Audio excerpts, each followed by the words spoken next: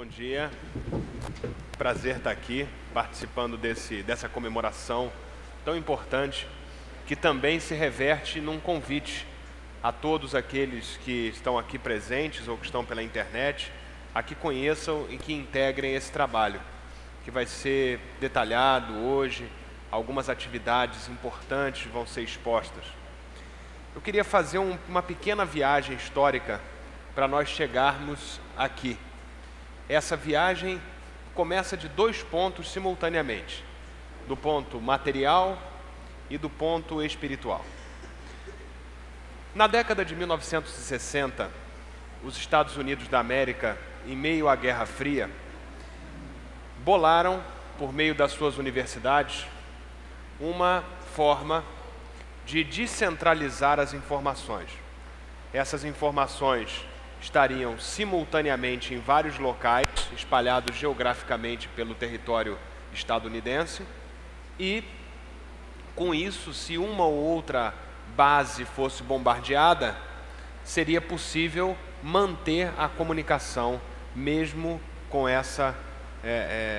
esse revés. Nesse instante, as universidades e o governo dos Estados Unidos criou a primeira rede de computadores de grande porte, chamada ARPANET.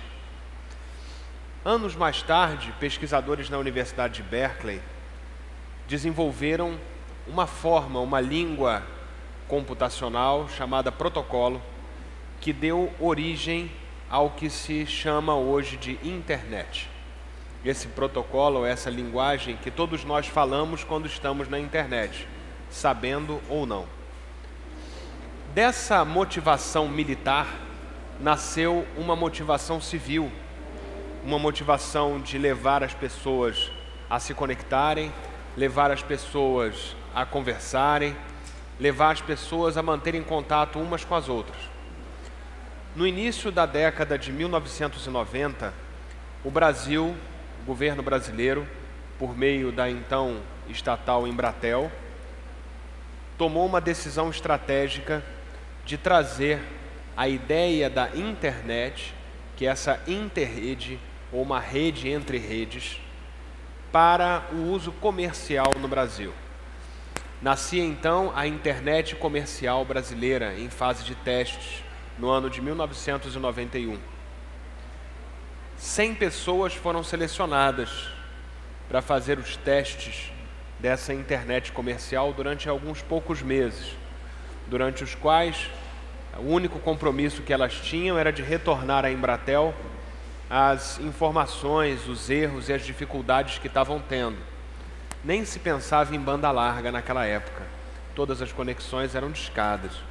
E discadas, uma velocidade bastante sofrível. Muito bem. Nessa época, logo depois, eu tive a oportunidade de entrar na Embratel como um dos beta-testers, então com 15 anos de idade. E comecei a estudar a internet, o funcionamento e algumas das suas ferramentas disponíveis. Uma dessas ferramentas era especialmente atraente, chamava-se IRC, ou em inglês Internet Relay Chat, ou um bate-papo. Esse bate-papo tinha 2 ou 3 redes internacionais que já implementavam esse bate-papo. Dalnet, EFnet, mas no Brasil absolutamente nada. E quando se entrava nesses locais, se tinha algum brasileiro, eram 2 ou 3 que também eram os beta-testers da internet que estavam conectados naquela hora, ou então alguém conectado de alguma universidade brasileira. Paramos por aqui. Vamos agora ao ponto de vista espiritual.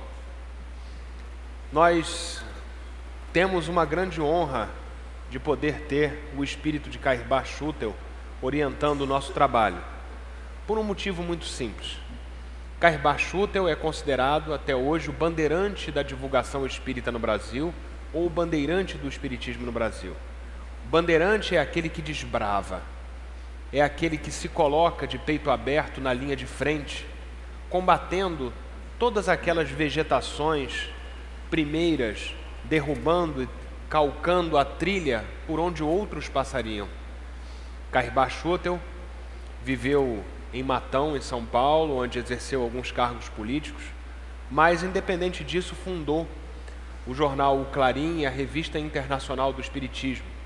Divulgou o espiritismo pela imprensa escrita, pelo rádio e também até em praças públicas, contrariando as tendências da época, protestantes e católicas. Ele utilizava todas as suas forças pela divulgação da doutrina espírita.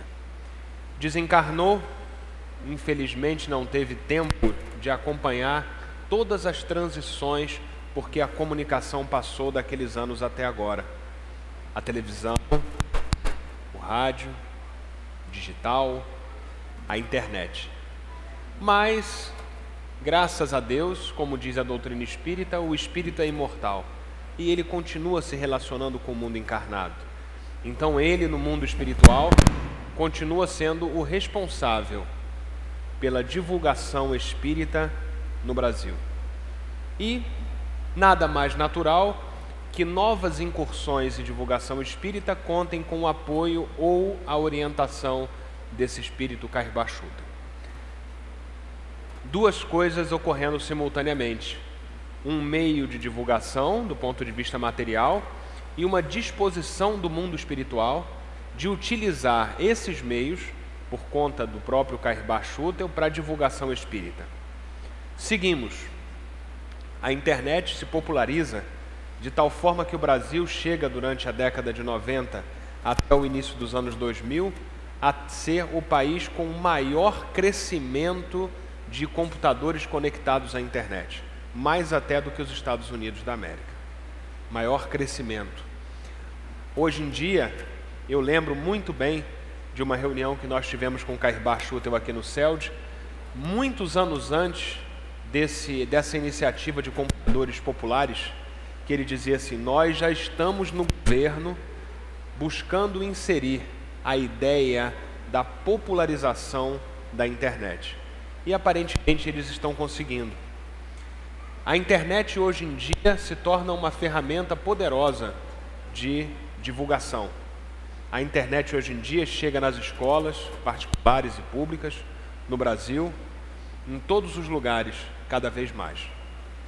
Ao mesmo tempo, a gente assiste no movimento espírita uma guinada para Kardec. Depois de algum tempo, de uma forma geral, o movimento espírita congelado em antigos tabus, em antigas posturas, a nova geração vem sacudindo esse movimento espírita, exigindo dele uma postura sóbria com relação às posturas e aos postulados doutrinários espíritas. Essa nova geração, por acaso, entre aspas, é também aquela bandeirante da internet. É aquela que vai criar novos trabalhos na internet, onde os dirigentes que ainda se mantêm em posturas antigas, alguns deles, não têm gestão. Graças à liberdade de pensamento da internet, a mesma dita no Livro dos Espíritos, a internet tem se tornado um ambiente muito fértil de divulgação de novas ideias. Em 1996, era mais ou menos alguns meses ou um ano depois da criação da primeira rede brasileira de IRC. Essa rede se chamava Brasnet, ou Rede Brasileira de IRC antigamente, abrigava poucos canais. Muito bem. A essa época, em 1996, depois de criada a primeira rede brasileira de IRC, alguns poucos canais, que são locais onde se trocam informações, estavam disponíveis. A maior parte deles para simplesmente se conversar sobre coisa nenhuma. E uma vez eu entrei lá, porque estava acostumado a fazer os testes pela Embratel, mas a internet já estava comercial. Alguns poucos provedores já existiam, embora eu continuasse na Embratel naquela época. Entrei em um dos canais que se chamava Espiritismo. Falei, é interessante. Por que interessante? 1996. Porque até 1995 eu frequentava e defendia a doutrina católica. Em 1996, em janeiro de 96, eu fui à minha primeira reunião espírita, que era uma reunião de Evangelho no Lar. E lá nessa reunião, depois dos estudos, ainda até hoje é assim, espíritos familiares vêm se comunicar, trazer recados. E eu assisti a essa reunião. E nessa primeira reunião, um espírito virou para mim e disse assim: você acredita que eu sou um espírito?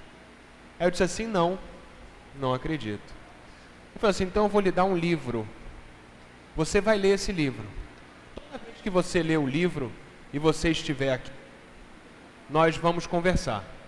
Aí foi lá dentro, na casa da dona da casa, pegou um livro dos espíritos e me deu. E esse espírito estudou comigo o livro dos espíritos ao longo de mais de um ano. Às vezes eu fazia um teste, não lia o livro durante a semana, ele não vinha. Quando eu lia o livro, ele vinha e me dizia, fazia as correlações do livro dos espíritos. Então eu era um novato na doutrina espírita e fiquei muito interessado em entrar nesse canal para aprender um pouco sobre o espiritismo, que estava me interessando tanto. Nesse canal havia uma única pessoa, cujo nome eu não recordo.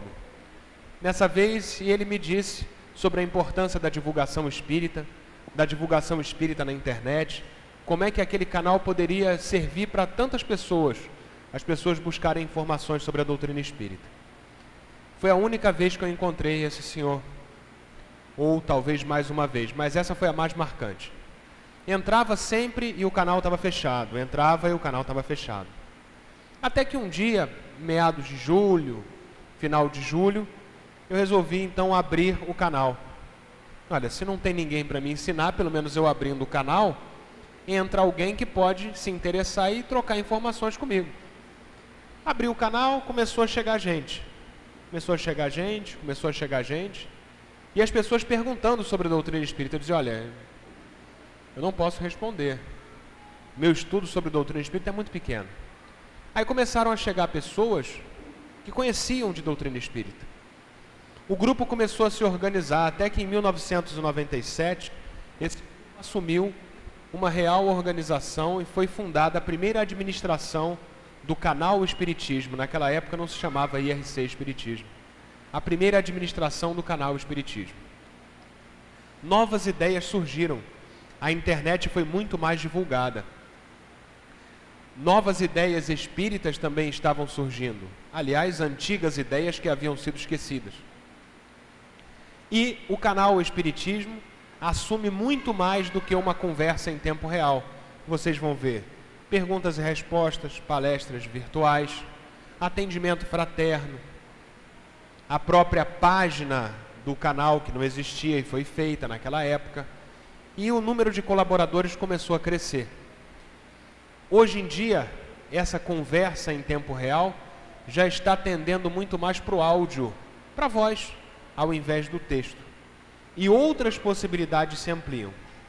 Quando nós estamos aqui hoje, pensando na divulgação espírita através da internet, nós estamos verificando algo que foi concebido por um motivo militar e que hoje serve à divulgação espírita, e nós estamos dando vazão, ou continuando a dar vazão, ao sonho de tantos divulgadores espíritas, como disse Cairbar, de usar todos os meios disponíveis dentro da sua possibilidade para trabalharmos em prol da divulgação espírita. Nesse meio tempo, sofremos algumas críticas muito interessantes. Entre elas, que a internet era local de brincadeira, que nunca ia dar certo, provou-se falsa. Porque ela é brincadeira para quem busca brincadeira, mas para quem não busca, ela é um meio poderoso de comunicação. De que nós estávamos tentando substituir o papel do centro espírita, provou-se falso, porque a quantidade de pessoas que pela internet começaram a frequentar suas casas espíritas é muito grande. Ninguém substitui a casa espírita pela internet, a não ser, obviamente, que esteja fisicamente impossibilitado ou tenha algum problema por isso. A doutrina espírita pela internet ajudou a levar o espírita de volta à casa espírita. E hoje em dia, nós temos as casas espíritas inseridas na internet. Por exemplo, as palestras do Centro Espírita Leon Denis são transmitidas pela internet a quem desejar ouvir. Outra crítica muito interessante, que a internet não ia atingir nunca as camadas mais economicamente mais necessitadas da população, que seria sempre um movimento elitista. Provou-se falso, porque hoje em dia as iniciativas governamentais e individuais têm permitido o acesso à internet desses que eram os digitalmente excluídos e que hoje em dia têm acesso a computadores, até computadores que custam R$200 já estão disponíveis para os nossos estudantes com acesso à internet. Imaginem se eles hoje se conectassem e não encontrassem uma infraestrutura suficiente para buscarem alguma informação sobre a doutrina espírita. Outra crítica que nós recebemos também, que o trabalho era demais centralizador e que isso não era saudável porque criaria um polo único de divulgação. Provou-se falso. O trabalho gerou outros trabalhos. Muitos dos trabalhos que hoje dão certo na internet, na divulgação espírita, nasceram ou do IRC Espiritismo ou de pessoas que coordenaram ou que frequentaram o IRC Espiritismo. Grandes trabalhos que hoje funcionam e funcionam de uma maneira muito interessante. Na realidade, o que nós verificamos é que um grupo que se dispôs a trabalhar, que certamente não é o melhor grupo, mas é aqueles que queriam trabalhar, criou um polo de divulgação e de multiplicação de ideias espíritas na internet. Carbar disse que seria irreversível o meio, esse meio que veio do militarismo e que hoje chega à camada comercial. Ele está certo. Mas também é irreversível o movimento de divulgação espírita pela internet. Esse movimento que foi capitaneado, uma boa parte dele, pelo IRC Espiritismo, e que graças a Deus hoje conta com diversos polos, não fica restrito e não diminui, só aumenta. Aumenta também a responsabilidade daqueles que trabalham e que querem trabalhar. Demorou algum tempo nessa história para que os nossos colaboradores enxergassem esse trabalho como um trabalho espírita, não como um trabalho daqueles que você faz quando tem uma hora vaga, mas como um compromisso espírita. Hoje em dia, ainda existem certos problemas nesse sentido, mas a maior parte das pessoas já se conscientiza da importância que esse meio de divulgação tem para as pessoas que recebem essa informação espírita. Então hoje nós somos, 10 anos depois, o fruto daquilo que nós plantamos, daquilo que a espiritualidade investiu, daquilo que todos nós contribuímos para que chegasse até aqui. Esperamos que esse trabalho cresça, que ele dê novos frutos e que todos vocês aqui possam também se comprometer e colaborar. Porque a internet não é um meio frio. Você não está falando com a internet, você está falando com as pessoas, você está falando com os corações. E o Carbar disse, onde quer que estejam as pessoas, a doutrina espírita precisa chegar até elas. Acho que nós teremos aqui uma manhã de exposição do trabalho, mas também uma manhã de convite. Então tenhamos uma boa manhã e vamos ver aí com o Jailton quem é que gostaria de acrescentar alguma coisa nessa história.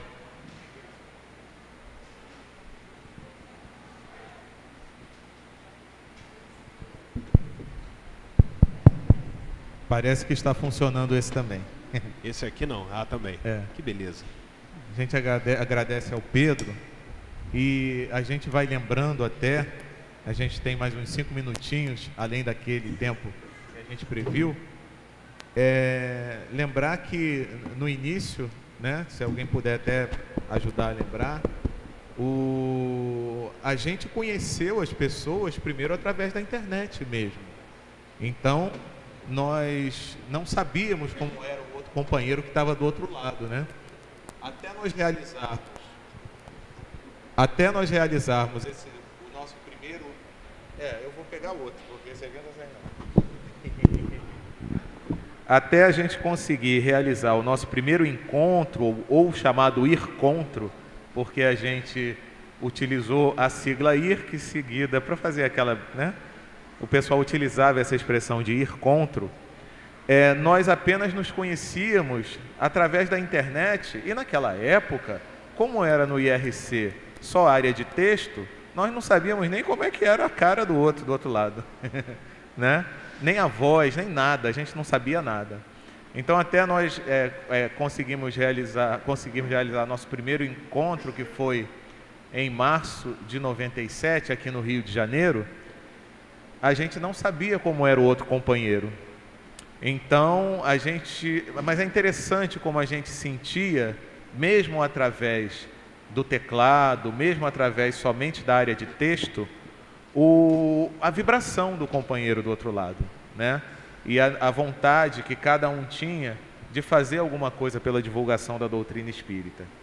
E foi assim que, depois desse primeiro encontro, a gente já começou a fazer alguma coisa que só depois a gente veio a saber que era um objetivo grande da espiritualidade, que era sempre que possível estarmos presentes em eventos espíritas para fazer a divulgação desse nosso trabalho, o trabalho de divulgação espírita através da internet.